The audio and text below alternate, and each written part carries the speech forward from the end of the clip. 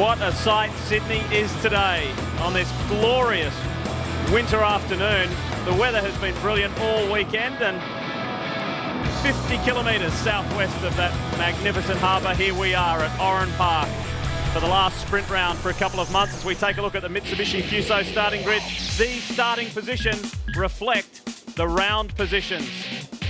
Cumulative scores for races 1 and 2, and that's why Lowndes is on pole, Kelly's alongside. Look at Stephen Johnson. He has made significant progress in every session, moving in the right direction, that's for sure. And so too is Russell Ingall to start 9th in this last race. He started 23rd at the beginning of the weekend, so he's going good. So too is Jason Bargwanna. He's having his best run of the year to get that number 10 car in the running for a top 10 overall in the weekend. And so too is Fabian Coulthard. There's young Lee Holdsworth, led his first V8 supercar race. It's a memorable weekend for him. He starts ahead of his more experienced teammate, Dean Canto, who's alongside Cam McConville. Well, it's been an interesting weekend thus far. What do you think about the third one?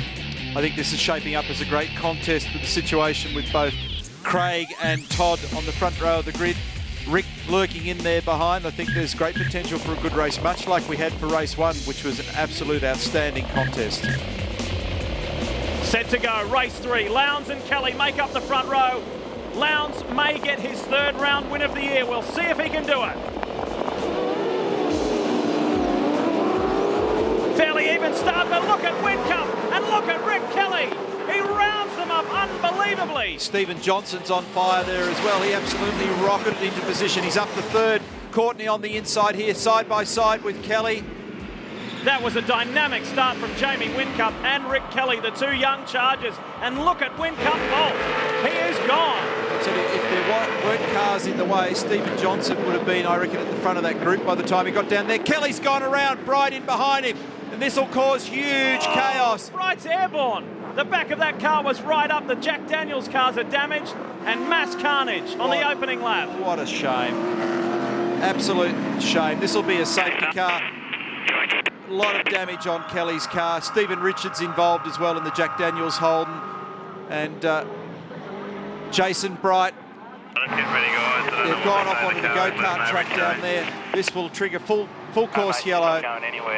It's just been one of those weekends, and it was remarkable that yesterday we just had such a clean race 1, no incidents. And look at this. There's about $1 million worth of race cars in that shot, and they're torn up. Torn up badly. Matthew Crawford's telling Todd Kelly, leave it where it is, mate. And Stephen Richards, his day is done. Todd Kelly's day is done. And these two boys were having a very promising weekend. It's all over now, though. Bright was able to drive away from this incident as Stephen Richards inspects the front of a very heavily damaged Jack Daniels Commodore. And Todd Kelly, while looking at a podium, a potential podium for the weekend, Larry Perkins inspects the damage from afar. And Todd Kelly says, how in the world did this happen? Bright was right in the middle of it too. He was up. And he was complaining on the radio before the start of a misfire with this car. Zinger replay. Let's see if we can unravel this. Bright's up the inside of Ingall. That tap turns Kelly around, and watch this. Yeah, I think that it just looked like Jason touched the back of Todd there, and then it triggered the massive concertina. It ran back 5 and 6 cars. And Stephen Richards had absolutely nowhere to go. Here it is again. It was actually, it looked like Ingall may have contacted Kelly first. It wasn't a heavy hit, but it was enough to unweight the back of that car and turn him around. And in comes Stephen Richards driving behind Bright. Well, Russell was on the radio talking to Barry Hay, and he said, I had no contact with anybody. It'll remain to be seen, and they'll look at the pictures from the onboard cameras provided by the Touring Car Entrance Group of Australia. And there's the damage on the Cat car, pretty substantial. They'll use some race tape to try and patch her all up. They want to get the car out to at least finish, but it depends on what other structural issues there may be. Chris O'Toole right in the middle of that, instructing the boys on what to do, how to get that Cat Ford back out there as quickly as possible. This is Paul Dumbrell. This is the sister car to Stephen Richards. Okay, mate. Heavy damage for Paul on that front end as well. When you go down to Larry's factory in Melbourne, you'll see in the fabrication area they make rows and rows of front bumper supports. That's the reason in this category you often end up with a lot of damage. So, an eventful start to the third and final race of the weekend. We'll get the damage cleared up. When we come back, we'll go racing. Stay with us. But it's a good, clean restart. We ride with Lowndes now. Well, I think that Craig might have missed a gear then. All of a sudden, there was a huge gap opened up, which was very odd. So I just got a funny feeling. I didn't hear it properly. Sorry about that. Yes, there he is. Craig just said on the radio, sorry about that. So he would have just given the engine a little buzz, I suspect. All of a sudden, when you see an artificial gap like that grow, you know something's happened to the performance of the car. Russell Ingall fending off a very determined Jason Richards. And in a sprightly mood, he just said on the radio to Barry a minute ago, hey, what about the start, dude? So he's off to a pretty good start and looks like he's got reasonable car pace. James Courtney is well placed also in the Cheltenham Falcon. He's ahead of Russell Ingall. Look at this, here comes Scaife trying to push his way through. Let's find out more about that opening lap incident. Jason Bright is with Darryl. Well, Jason, after a fantastic qualifying, the weekend's just deteriorated for you. Yeah, it's got worse and worse, and I really don't know what happened then. I was passing Russell down the inside, and all of a sudden Todd was sideways in front of us. So, yeah, I don't know whether he lost it or Russell gave him a tap. I don't know, but yeah, we just had nowhere to go, and then we got cleaned up by everybody else, I think, and it's done a fair bit of damage. Looks like for me, just from the outside, the fuel tanks copped a whack. The car's pretty hurt. Oh, it copped a whack going into turn 1 too. I mean, someone ran into us just going into turn 1 here. So, yeah, it's been in the wars this weekend, but it'll polish up all right for the next round. Tough luck, Jason. Thanks, man. Look at this. Things are getting interesting. Courtney's got ahead of Craig Lowndes, and Lowndes is not happy about it. He's pushing Courtney and pushing him hard, and he's got the preferred line here. That is a savvy move from Lowndes. Forceful stuff. Yeah, so listening to Jason's response there to Darryl, suggesting that the action was already unfolding, so a little hard to unravel that one down on lap 1, turn 3. This is how James Courtney got by Lowndes. Oh. That was forceful. Now I know why Craig was giving him a little rub as they came off the bridge. Well, James Courtney is starting to find his feet in V8 supercar racing. Settle down and slow that car. And Lowndes is not happy about that at all. Campbell Little, his race engineer, just trying to calm him down. His teammate leads the race and leads it well. He's got a 1 second margin over Rick Kelly, and then we've got quite a handy gap back to Stephen Johnson in third. Lowndes has already caught him again. The other two, the youngsters up front, they've bolted. What have we got here? This is on board with Russell Ingall. That's the opening lap. He's contacted Kelly, and around he goes. So it might have been Russell that did the tagging. That picture suggested, the onboard certainly suggested it. So looking back, you were right, Neil. It did go back 5 and 6 cars. Here's Rick Kelly running in second. There's the race leader, Jamie Whincup. Very positive start to the weekend. In fact, it's been a tremendous weekend for the 23-year-old. He sits third in the weekend points. Coming into this third and final race. And he's marching on with it. Look at that margin back to third. It's Scaife and Richards. He's made enormous ground. Consider that he started in 23rd position. Scaife is 5th in this motor race. Obviously, the safety car intervention changes the complexion of the way the first couple of laps would normally unfold. Here we go. Cars peeling in. Lowndes, Courtney, Cam McConville, Mark Winterbottom. Now, Courtney wasn't close enough. Neil, I can tell you they look like a real good set of rears going on Lowndes' car. They've serviced him quickly. Problem for Courtney's car. I'm not sure if they've managed to tension that right rear properly. We'll have to keep an eye on it for Courtney. It was a little slower because of a problem with the right rear. Great work by the AAA team, and I had a word to Peter Buttley, one of the directors of that outfit prior to this race. I said, how is Craig's tyre bank looking? He said, we'll be right. We've got some good stuff for the end of this one. So they've done what they did in the first and pitted very early. They've got between laps 5 and 37. It's the same as race 2 to complete those compulsory stops. And Courtney marches on with it. We will keep an eye on that rear wheel issue, Greg, if it does become a problem. Meanwhile, there's your race leader. Second is Rick Kelly. The Toll HSV dealer team car, and courtesy of those guys cycling through their compulsory stops, Scaife is now up to third. Here comes Tander, he's marching through the field as well. He started 30th, he's running 12th. But keep in mind, some people have stopped. Stephen Johnson's in. Jamie Whincup's done the quickest lap of the race so far. 1 minute 10.4. Mark Scaife's just done the fastest first sector split. So as a little air gap opens up here and there in the racetrack, we're starting to see some quicker speed. Speaking of Stephen Johnson, news from within the team. New appointment there. They have a new sporting director as James Courtney catches his car and avoids contact with Stephen. Adrian Burgess, formerly of the MF1 or Midland Formula 1 team, where he was the team principal there, is now on board at DJR.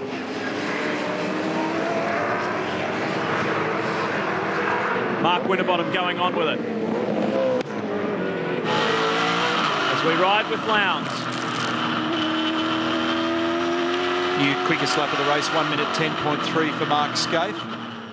Lowndes on Andrew Jones here. Andrew made very good progress in his first start of the weekend, 25th, finished race 1, 17, but race 2 wasn't so good for he nor his teammate Jason Richards with a non-finish. Greg? Lee, the Stone brothers may be playing a gamble here with Russell Ingall. They've had some fresh tyres out in the lane for him, ready for a stop. They've since put them away. Push it for a little while. That's Campbell Little instructing Craig Lowndes to keep at it, keep pushing hard. Now, Paul Forgy, who is the engineer on James Courtney's car, is confident. He tells me they did get that tension right on that right rear, so he should be okay. It's Will Davison, service, good to go. Both Dick Johnson racing cars are done. And that's very early considering we're on lap 9 of a 53-lap race, so now he can focus, doesn't have to worry about stopping and can get on into it. And 140 kilometres around this racetrack in its current condition, and with the way in which the tyres look at this end of the weekend, it's a long, hard haul round here. Drivers will drift back into the 1 minute 12s and 1 minute 13s as they did in race 2. And it's hard work at the back end. The other issue here that you've got to be a little careful of is that as you head off turn 6 and descend through the valley out towards turn 8, the westernmost end of the circuit, you cop the setting sun. Makes it very difficult. Also under brakes at turn 3. Slow it down was the instruction to Rick Kelly. Go, go, go. Super start from Rick Kelly. So he's having a good weekend, a hairy ride in race 2, but it's a good one here. Ingall's in for his stop. Wait. Go, go, go, go. Done. I had an unofficial report yesterday. Saw a lot of dust in the background there. I think somebody might have gone off coming off the bridge. Unofficial report yesterday. Oh, Paul Dumbrell solidly into the wall. That'll be the dust that I saw. And remember, there was already damage to the front of that car. And so did that damage contribute to this? And the race leader, Jamie Whincup's off. We've got a safety car, full course yellow again. And Whincup is out of this race. What has gone on here? Did those two indeed come into contact, or is it separate? Sing a replay. It's separate. This is Dumbrell. He couldn't turn the car. He's dropped oil off the bridge, Neil, and unfortunately, with all the other cars running off the circuit into the sand, it was just a dust ball. There was cars flying everywhere. They've all gathered it up, though, and back on the circuit. Oh, Whincup will be livid. And we did see from the development race as well a lot of oil down on the track, so the track's going to be quite greasy now. Well, where did the oil come from? From Dumbrell, you think? No, I think Whincup's the one that's got the engine problem. Wow, I don't reckon Dumbrell could turn the car because of the damage sustained earlier. I don't think the car turned left at Sutton's corner. This is Scaife, he's done. That was Tander in the background. Watch, Birch, yeah, right, clear.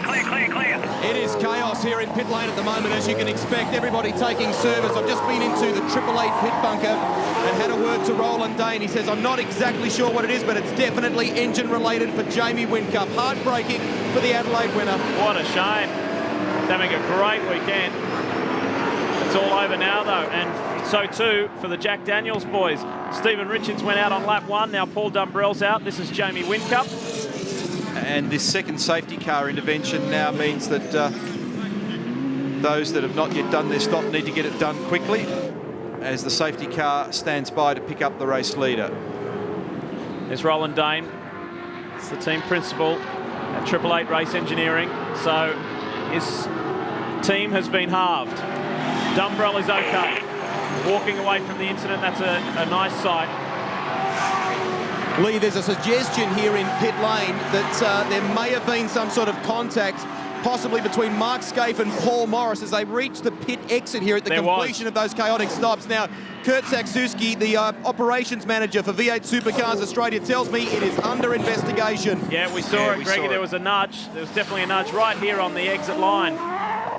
Wasn't major, but there certainly was contact. Here's the WPS Chrysler safety car out on track. I think the issue there, we didn't quite pick it up early enough, but the Dumbrell car just didn't turn left. And because of the amount of damage on the front of that car from the lap 1, turn 3 incident, I'd suggest that perhaps a guard or the front splitter has rubbed onto the tyre, punctured it perhaps, and he hasn't been able to turn the car. But I think the Win Cup issue is a completely separate thing. Sounds like some kind of an electric or engine failure of some description sidelining off the edge of the road. We'll get to the bottom of that properly for you, though, as the race wears on. 2 safety car periods in the second race. We're up to our second one here already. And we're on the 12th lap. So much more to come. Hope you can stay with us. As they all try and hold their own ground. Garth Pander's in there looking for an opportunity. Mark Scaife's back in the pack. We'll explain why in a moment. So the leader, Rick Kelly, Craig Lowndes hot on him. Eric Pender said to Rick, we've got a good car, we've got a good driver. There's a bit of nonsense back in the pack there at turn 3. We can win this race. Let's get our heads down and focus. James Courtney's in a strong position. He runs in a solid third ahead of Stephen Johnson. Steve Owen bulldozering his way through. Car number 2, Mark Scaife, is going to get a black flag for the incident in pit lane, which we'll run through a little bit of that for you shortly. Well, mate, for pit exit. And that will not please him. Scaife's awkward weekend.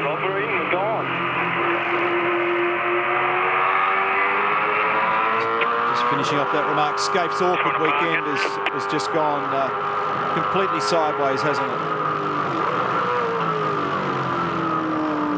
He's got problems because Rob Starr just said to him, do you want to park it? This could be the end of the weekend for Mark Scaife.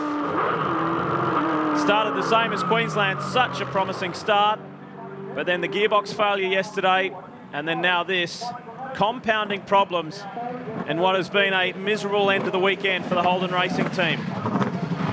I don't think he thinks he's serving a drive-through, though. This is for something else, isn't it? So he's got some other problem going on there. This will be a great scrap. This I could see going on for the whole race. Lowndes and Rick Kelly. Former politician John Hewson is a special guest in the Jack Daniels garage, but I'm sure you're wishing, Paul Dumbrell, that you weren't here to pay a visit. Yeah, definitely right, Rusty. We obviously didn't really have the pace this weekend, but we were definitely chipping away at it. And even in the early laps there, the car was the best it's been all weekend, and unfortunately, DNF. What happened? Not quite sure. I got involved with a bit of a kerfuffle in the first couple of laps, and then sort of got going again. The bonnet was a bit bent up, but just going to Sutton's just went straight ahead. So until we get the car back, we'll just have to wait and see. Tough weekend for the All Black crew. Indeed. Thanks a lot. Greg mentioned there Dr. John Hewson. Well, he and former boss of the AFL, Ross Oakley, and businessman Roger Cook have formed a special group who are working closely with V8 Supercars Australia on the future of the category. Yeah, an independent advisory board that's going to work on a bunch of things, including cost containment for the category. Now, the fastest lap of the race, Rick Kelly won 10.1. He did it on that lap. He's got half a second margin over Craig Lowndes. But another winner in this whole process has been James Courtney. Position 3 now for James. Russell Ingall, position 4. Then Tander. Not a bad comeback from GT. As we ride with Max Wilson, you talk about not a bad comeback. Max is running 7th.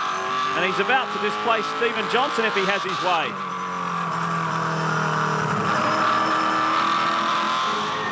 It's a good scrap going on here. Mark Larkham and Craig Gore have said for some time now, just be patient, we will be in the top 10 before too long.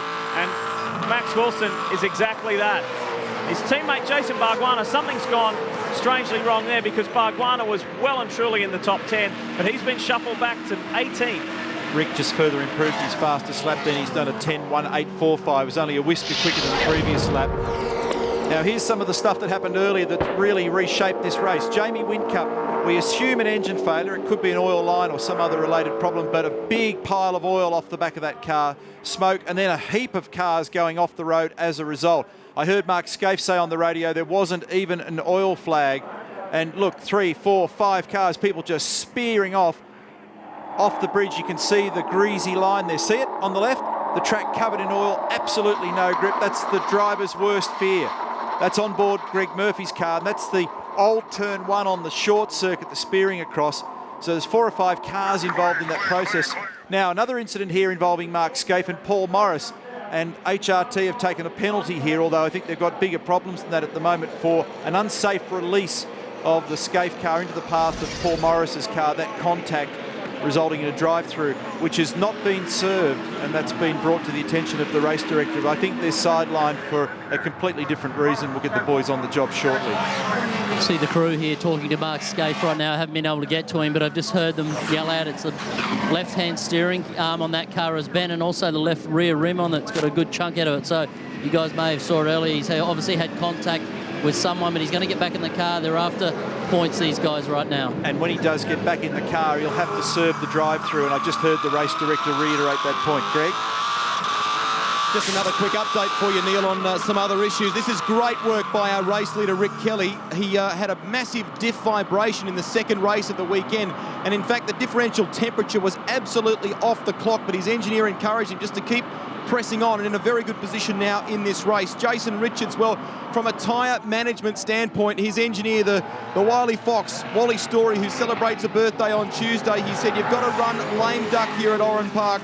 This circuit is all about tyre tread depth, and he said what we've done is we've spent the 6 tyres, or 6 of our bank of tyres in the first race of the weekend, recycled them again in race 2, and kept the best 6 for the final race of the weekend for Jason Richards. Let's hope it plays off. You know who is the man on the move? There he is right there. Garth Tander has come from 30th position to be running 5th and setting a cracking pace on track, and he's caught Russell Ingall very quickly. He could be up there with his teammate in a handful of laps. We're seeing some good lap speed here, obviously with cars on good tyres in good tyre condition. That lap then for Rick Kelly was still a 10.19.11. It was only 1/100th slower than the best lap of the race for him so far. So he's been very consistent in the low 10s. Lowndes did a 10.29, Courtney a 10.87, Ingall a 10.69. But to underline the point you made, Lee, Garth Tander a 1:10.23. The next group of cars then are all in the high 11s, and that's headed by Stephen Johnson. So there are 2 different speed levels, if you like, with these groups of cars out there at the moment. Talk about the upcoming endurance events, and we talk about the Tom HS dealer team and the Holden Racing team. You might imagine that Mark Scaife would be paired with Todd Kelly and Rick Kelly with Garth Tander. Well, there's a story coming, and we don't have the exact news just yet, but say within the next week or so, you'll hear the driver lineups, and they may surprise you. It's not what you will expect. Look at the teammates on the left of your screen going hard at it. There's a reminder of the Better Electrical 500. First week of September. Look forward to it. It's one of the legendary Australian motor racing events. On board with Ingall, looking at his teammate James Courtney. And they're sending Scaife back out. Greg Murphy's on the radio talking about his car, which is not too flash at the moment. He's down in 17th position. Russell is just a fraction quicker than James at the moment, about 0.2 of a second a lap. And Tim Schenken's talking as I speak, the race director, ensuring that Mark Scaife serves that drive-through penalty.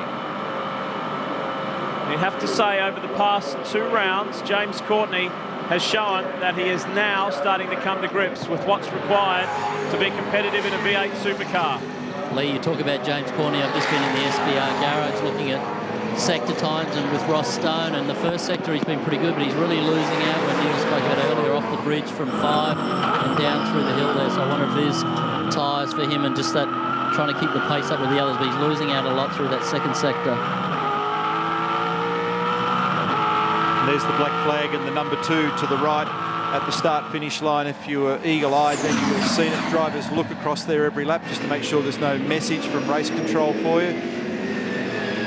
This fella's on the charge, Garth Tander. You would have thought he was gone for all money after yesterday's problematic race 1. Power steering issues for him. which then forces you off the back of the grid for race 2. But the way things have unfolded in this third race, he's back on the boil. Big chunk of points. He's already got 136 of them against his name. This will be something of a recovery.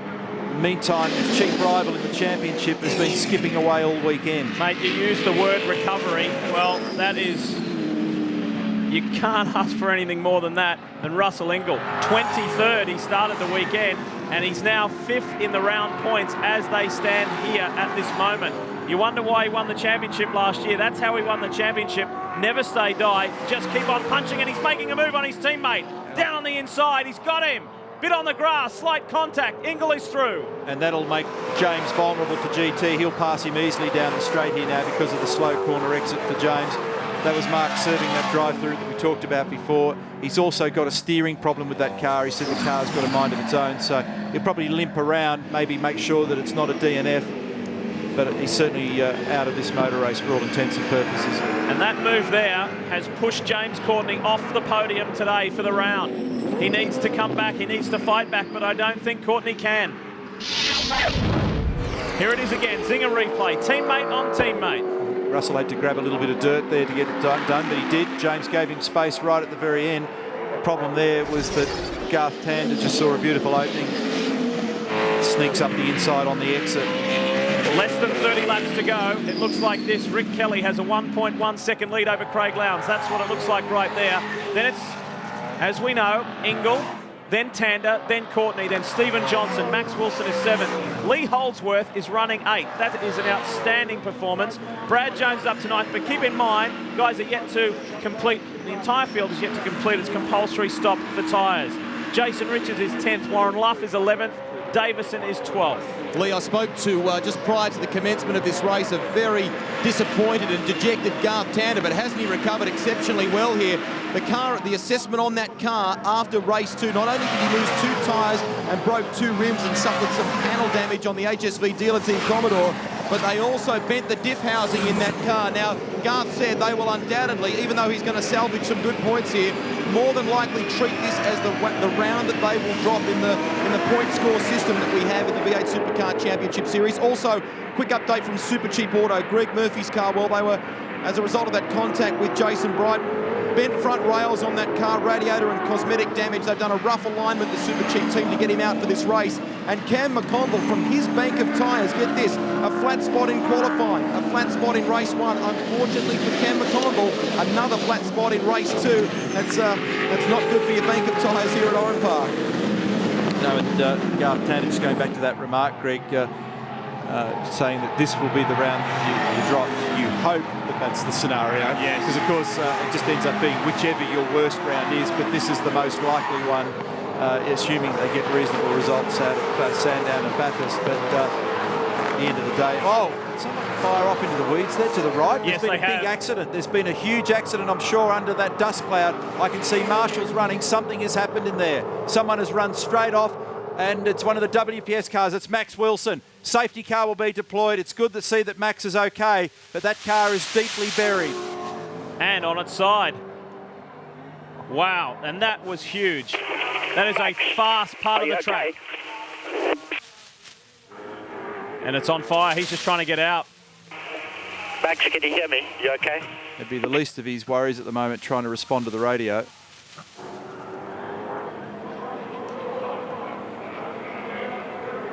Marshals will be on the spot. That little lightning bolt that you see on the dash, on the front of the bonnet there, is the electrical cut-off, which they'll grab and switch the power source off in the car if they have to. There's an external power cut-off on all cars, and it's marked with that triangle and the lightning bolt. And this is just how difficult it is to get yourself out of one of these cars when you're hanging in hanging in your belts.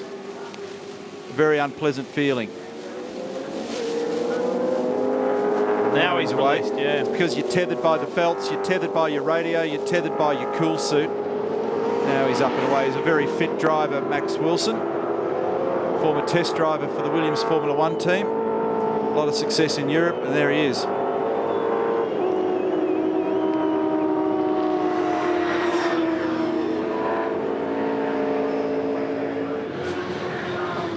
Team looking on. Keith Evers, their team manager, on the left. Concerned for their driver, but he's okay. And that would have been a frightening ride for the Brazilian. That is one of the most challenging parts of this Oran Park circuit. The question is why? Why did he end up there? Was he helped? Let's see. On board, Zinger replay. Oh. That's what it's like. About 180 odd kilometres an hour over the top of the hill. Now, was there anyone in behind him? Did he get a touch up, or did he just get crossed up? We'll find out a little later in the program, but Max is okay. He's out of the car. I don't think the car's too badly damaged, but it's gone off at high speed and clobbered that tyre wall. He was doing well. He was in the 10. He was pushing hard in 7th. Gives you a good idea of the underworkings of a V8 supercar. But, now, in actual fact, the left-hand front corner.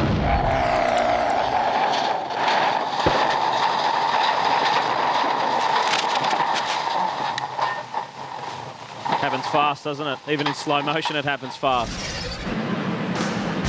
Although the car is quite second-hand, its driver appears to be okay. When we come back, we will go racing with the second half of the final race of the day. If you've just joined us, there was a huge crash involving Max Wilson, and experience it for yourself.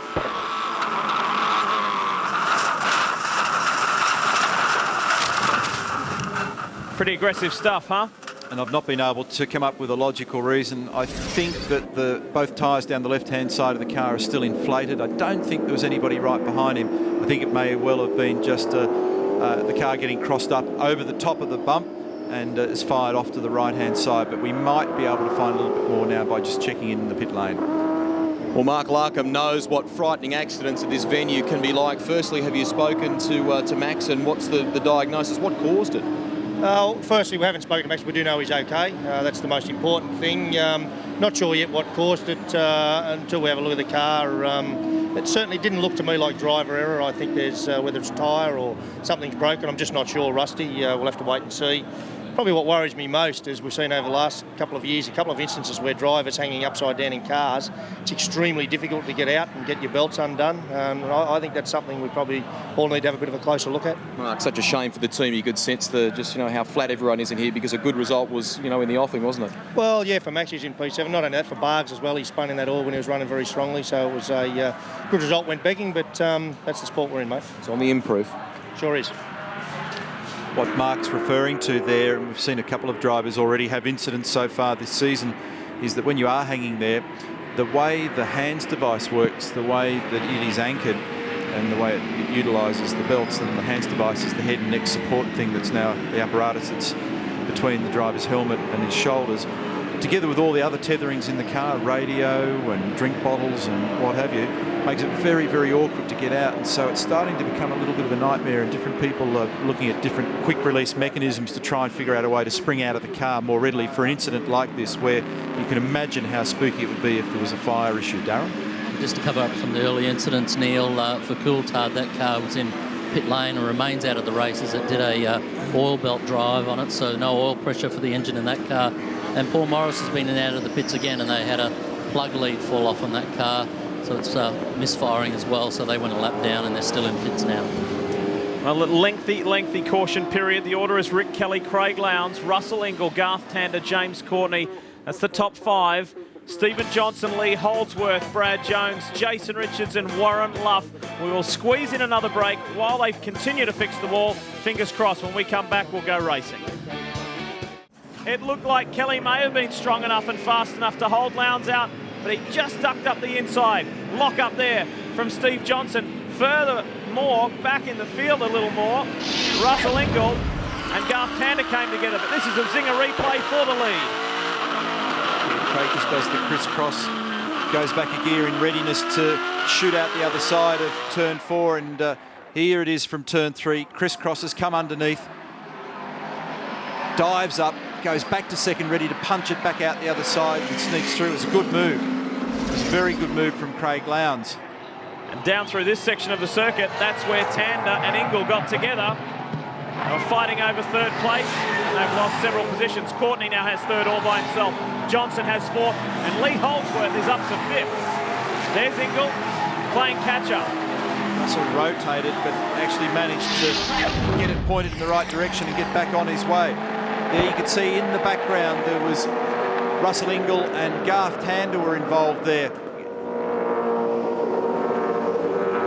Here it is at turn 6, they've come off the bridge. So Tander trying to get down the inside of Ingle. Around goes Russell. It pops out the right way, and the way the two of them go. And Neil, at the same time, Ross and Jim Stone, as soon as they saw that unfold, they ran across from the Stone Brothers pit bunker across to the pit wall. They wanted to make a visual assessment on the damage on Russell's car. Barry Hay, his engineer's been on the radio. I'm just watching Barry now. Yeah, okay. He's saying maybe the car's okay. So touch and go for Russell. We'll keep an eye on it. So far, so good. He's still pushing on. And amazing how, when luck's on your side, like you said, it pointed in the right direction. Planted his foot, keep it going. Some serious fighting going on in the background between Winterbottom and Will Davison. Dropped Ingle back into 9th. This is Cam McConville right behind. Craig Lowndes is the leader. He's got 3/4 of a second gap on Rick Kelly. James Courtney's in a lonely third at the moment. Stephen Johnson, here's the gap first to second. Lee Holdsworth continues in a V8 Supercar career best 5th. That is in terms of a conventional race, inverted commas, not the reverse grid race that we saw previously. Brad Jones having a good run in 6th. Then Garth Tander, tangled with Russell, of course. He's 7th. Warren Luff. And here they are. This is Lee Holdsworth. The 23-year-old has really put himself on the map this weekend, and he is yet another example of Gary Rogers finding good young talent. You can go down the list. Stephen Richards, Jason Bright, Jason Bargwana, Garth Tander. So many people Gary Rogers has given an opportunity, given them their start in V8 Supercar racing, and he's going on with it. Lee, when you talk about Stephen Richards and Paul Dumbrell, just have a look at this garage. I couldn't help but ignore it walking past the route in here. They're already packing up that truck.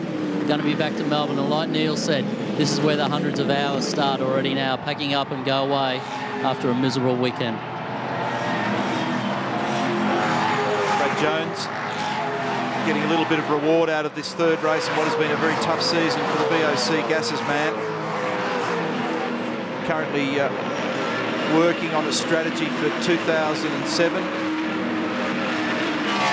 to boost the competitiveness of this team. These are the tough times. Lowndes has jumped out to a 1-second advantage now over Rick Kelly. So really putting a stamp on this race and this round. I come back to a story point that I mentioned at the top of the show earlier today, that history shows for the past 6 years anyway, that the winner of this round has gone on to win the championship. Is that a sign here today? Last lap through, Craig was about 0.2 a second quicker than Rick Kelly. Rick had tremendous pace in the opening segments of the event. Looks like he hasn't quite got the numbers of Craig at the moment, just easing away. But we've still got a long way to go. Yeah. Here's Will Davison, who has had a difficult weekend, and it should have been a better one for him. Very competitive at different stages through the weekend. But he's toured the pit lane a couple of times. And, he's fighting back. He's in 11th. He's right on the verge of busting into the top 10 for this third race. Speaking of third, the race for third is on. And the race for third in this particular event will determine third overall for the round. So it's either James Courtney or Stephen Johnson, whoever wants it the most. For Courtney, it would be his first podium in V8 Supercar racing, as Richards thinks about diving up the inside of fellow Kiwi Paul Radisich. They're battling at the moment for 18th and 19th.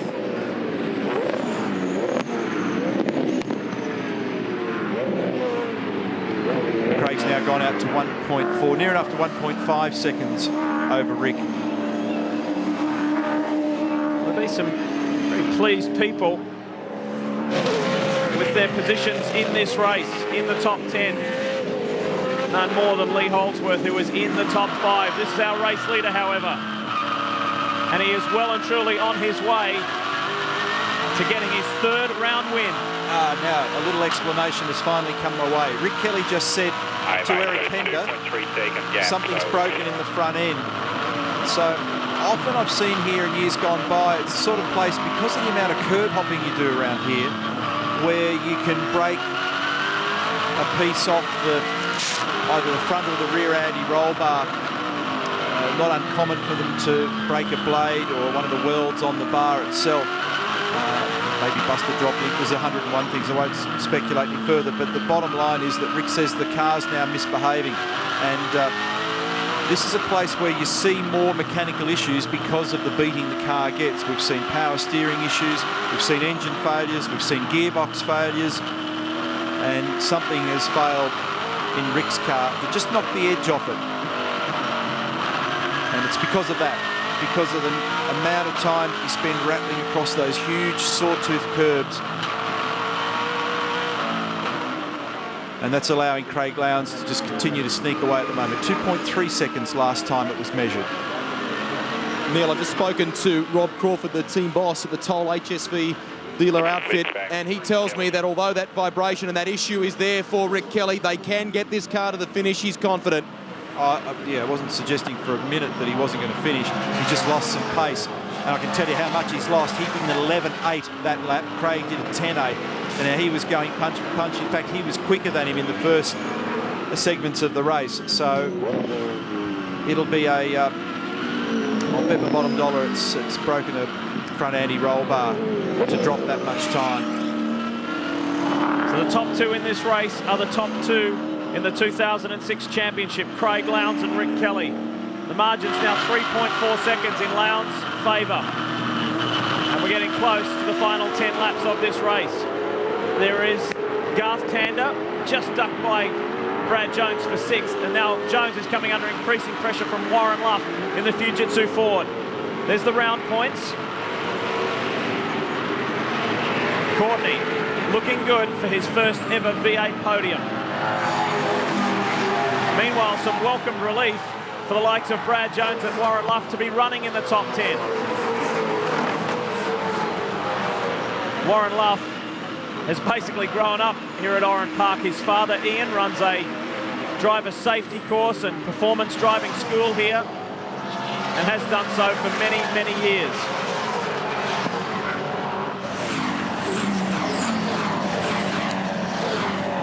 Yes, it'd be handy to have $1 for every kilometre that Warren Luff's done around the Oran Park complex, because since he was quite literally a little boy, he's been driving around here.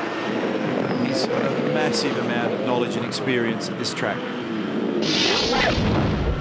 This is the move, Tander on Jones. Zinger replay, battle for 6th, gotcha. And Tander's playing catch-up after that incident with Russell Engel. Meanwhile, these two, they're inseparable. Winterbottom and Davison, they are still scrapping it out. It's outside the top 10, but the two young Ford hard chargers going well. It's been a difficult weekend for FPR, hasn't it? Had so much promise. We were talking up their fortunes so much through the shootout. It was a tremendous job through qualifying the shootout from Mark Winterbottom and Jason Bright. To come to 3 races, as happens sometimes in this business, it just hasn't unfolded the way that they would have wanted. Just found themselves involved in strange little incidents, and it doesn't take much to knock the wind out of your sails, to drop momentum. Here comes Engel. Oh, missed a gear. Russell propped then. That was the reason why all of a sudden it looked like he was going to pass and then didn't. Neil saw the big corresponding puff of all the carbon coming out of the exhaust of the muffler, and he's just tagged Warren Luff. And McConville jumps through on the inside. Well, the officials have certainly had plenty of incidents to review throughout the course of the weekend, haven't they? And the incident involving Tander and Engel, I've just had the word here from pit lane just now. Nothing. It has been reviewed. No outcome for now. No action. There might be something from that, though, between Engel and Luff. We'll keep you updated as soon as we find out. There has been so many incidents this weekend, so much contact. If you missed the first race, it was on last night, it was a ripper. It was good, clean, hard, fast racing, but races 2 and 3 have been incredibly scrappy. Well, you can hear Russell's all locked up. He's tagged him in the left rear, and I imagine, and it's sometimes a little difficult to know, but I imagine that could attract a penalty. It all started a long way further back, though, because Russell actually missed a gear adjacent to the start-finish line. The car propped and he lost about 10 metres, and there was a huge cloud of smoke, and then he got back on with it, and it changed his rhythm. He's continuing, but will he serve a drive-through penalty? Yet to find out late in this race. We're inside the last 10 laps. As you were speaking, Lee, race director Tim Schenken confirming car number 1 drive-through penalty, driving infringement, so Russell Ingall will be plucked out of this race and he'll have to roll down the lane. He was hoping history would repeat, that this would be his golden round like it was 12 months ago. It's not to be for Russell Ingall. On board with Murphy.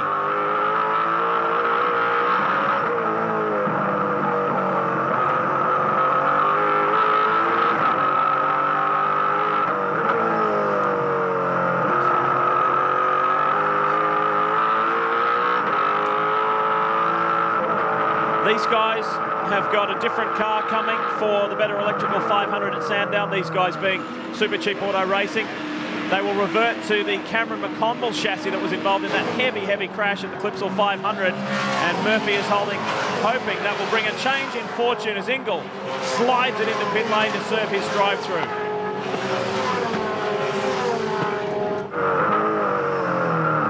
Lowndes has now got a 6.5 second gap, and just lap times for Rick Kelly are in the 12s. Now, have a look at this. We've been looking at Mark Scaife's footwork through 2006. This is Greg Murphy. Left foot braking, a very different driving technique. Drives it like a go-kart, like a Formula One car. One of the few drivers in the field that do it. The majority are right foot brakers. And that means that Greg is up and down shifting, not using the clutch. Pretty interesting technique, and we've been looking forward to seeing some of these picks. Little blip back to 3rd gear. This is turn 8. See how judicious he is with the throttle. It's a question of modulating the right amount of brake pressure with the right amount of throttle percentage. Back 1 gear to 3rd for turn 11. Gently up the throttle, 600 odd horsepower, and when he can see that he's clearly not going to whack that concrete wall, he's slapping into it. 4th, 5th, 6th. Little tap to make sure there's pressure. Back to 5th. Then a decreasing pedal pressure and then increasing again all the way back to, I think Greg's gone back to 2nd there. So quite fascinating. This is for position here. This is Tander on Holdsworth. Holdsworth was challenging Johnson for that 4th place, and he's made an error, and Tander has pounced. So what has been a very eventful race for Garth Tander, a dreadful weekend in terms of championship points, but boy, has he stormed through this field. Here's the Zinger replay. Lee got a little bit high and wide that time out on the dirty stuff. Couldn't actually get back down on the race line, and the Toll HSV car was there and made good the manoeuvre. So Tander to 5th, great recovery. Lowndes by a mile at the moment, 7.1 seconds. Rick Kelly, James Courtney, Stephen Johnson. Here's the race leader. He's at turn 2. Look at that western sun. You can see it beating on the visor there. And there's Garth. Now up to position 5. Sorry, that was Rick. That was Rick. My apologies. Going silly in my old age. Then here's Garth. Chasing Steve. Yeah, Johnson's going to be in trouble here, I think, because Tander's got the pace. We get back to this angry pack. Winterbottom trying to make an impression on Murphy, trying to force his way through. There's Bargwanna. And that interview with Mark Larkham that Greg conducted earlier answered the question I raised with Bargwanna, because he was inside the top 10, then he disappeared and suddenly he was 18th. He was involved in that incident coming off the bridge, and he was in the middle of that huge dust cloud when Jamie Whincup's car let go. Put oil down on the circuit. So the top 10 is Lowndes, Kelly, Courtney, Johnson, Tander, Holdsworth, Brad Jones, Cam McConville on screen right now, then Will Davison and Greg Murphy rounding out the 10. So some fresh names in the top 10, and this will bring much relief for Brad Jones. He and John Bowell visited the BOC Gas's headquarters at North Ryde in Sydney, not too far from here, earlier in the week. They had something like 600 people turn up from local businesses and schools, and it was a great day for them. Meanwhile, Stephen Johnson suddenly has a bigger threat than Lee Holdsworth. Here comes Tander. Late in the race. closing handful of laps. And if GT can get past Steve, then that will actually assist James Courtney, because that is James Courtney and Steve Johnson are locked on 266 points for this round. They're equal third at the moment. Now Stephen's not going to want to give up on this in a big hurry, that's for sure. So this will be an interesting battle, but Tander has got some pace. He's got about 0.4 of a second on the last lap. He's done a 12.2. Stephen's done a 12.6. Lowndes, meantime, has opened up an 8.5 second margin. And Lowndes leading and winning, if nothing happens in these last few laps, will continue Ford's dominance of this Oran Park round. The Holden Racing team had a stranglehold on this event. They won it for 7 consecutive years. Stone Brothers Racing has won it for the last 3 consecutive years with Ambrose and Ingle. Well, Ford will continue to do it, but it's Lowndes who's going to be the man. They sound like solicitors, don't they? Ambrose and Ingle. Hey, let us do a deal for you. If you missed our second race earlier today, to update you, Marcus Ambrose did finish third in the NASCAR Craftsman Truck Series, which is an outstanding effort. His second top 3 result this year in his rookie year. Holdsworth now applies the pressure to Tander. Can you imagine what this young man is experiencing? Running with the big names up front. What an experience for the Gary Rogers driver. Look for the crisscross here. Garth's trying to get the wide entry. Stevens a wake up to him, just takes a bit of mid-corner pace out of him. It's a good battle. Not many laps to run now. He's a new driver, and we saw this earlier in the year. Not that Mark Winterbottom's a new driver, but he ran with Scape and Lowndes in New Zealand. And that was a major turning point for him. What does this do for Lee Holdsworth to see that he can run with Tander and Johnson? It's a massive confidence boost, and it's a confirmation in your abilities. It gives you the instant understanding that, yes, I know that I can do this. If I can always massage the machinery with my team to be set up correctly at each and every track, then I know that I can do the job. And you know, piece by piece, you put the puzzle together as your career unfolds. Closing, Ready to go, GT. Ready to go. Closing 3 laps. That was the call to Garth Tander, 3 to go, just to establish where you are in the race, because he is involved in a very intense battle with Stephen Johnson. But Stephen knows what's going on. He's done a lot of racing now, Stephen Johnson, so he's just got himself positioned in such a way that it's not so simple for Garth. And Garth wants to crisscross here, and Stephen just foiled that last time by just jumping off the throttle fractionally and knocking a K or 2 out of him in the mid-corner. But he's just got his measure strategically at the moment, although it appears to be the case that the number 16 car is a little quicker in lap speed, but he can't really use it. In fact, Lee Holdsworth has now brought back into the battle as a result of it. Craig Lowndes is saying farewell. I am heading to the top of the podium. He is almost 10 seconds in the lead. Speed's all wrong for Rick, so there is an issue there. We'll find out post-race what's gone on. Can I tell you how costly that drive-through penalty was for Russell Ingall? He loses, as they stand at the moment, he loses 4th in the championship, and Mark Winterbottom will be in that position. It has been a costly weekend for Russell Ingall and Garth Tander. Oh. Well, for Craig Lowndes, he confirms his position at the top of the tree. Look. That was kind of what Ingall did before. Stevens just barely clinging. He's right at the very edge of his grip there. He was offline, but he just kept guiding it round the corner. It's a really intense battle, this one, a beauty. And it's so important for Stephen Johnson, because for the majority of the year he's been in the top 10 in the championship, but in recent rounds he's been shuffled out. However, this valuable 4th place will vault him to 9th in the championship. So that is a very strong round for Dick Johnson Racing, the First Rock Home Loans Ford.